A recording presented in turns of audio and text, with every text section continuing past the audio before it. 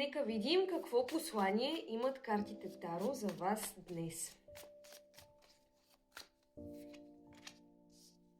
Чувствате се сякаш разрушени. Разрушени от взаимоотношенията, които сте имали с човека до вас.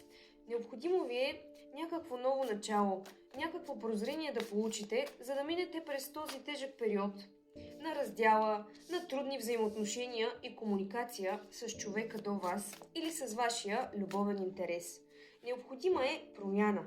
Промяна, която ще донесе ново промяване на ситуацията. Ето тук ви се дава и вашата лична карта, която лична карта означава как вие възприемате ситуацията, как разчитате емоциите на отсрещния човек. Това, което виждате в ръцете ми, и това са два амулета, които са направени само за любов, за привличане на любов във вашия живот. Ето го, единия синия, а другия е по-така шарен. Ако желаете да си поръчате един от двата амулета, всеки е на цена от 25 лева, пишете ми на лично съобщение. Вие сте човекът, който умее да разрешава трудни проблеми и ситуации.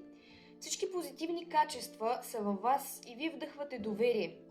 Трябва да повярвате във вашата сила, защото притежавате много силни качества на преговарящ, внимателен човек, който вниква в детайлите.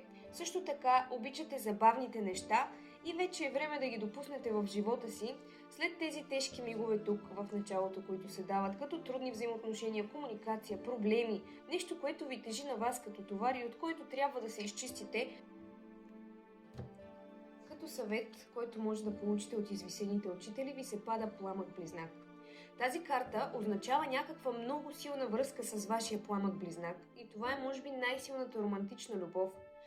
Най-вероятно ви предстои в скоро време да срещнете своя пламък близнак и ще откриете вашата светлина.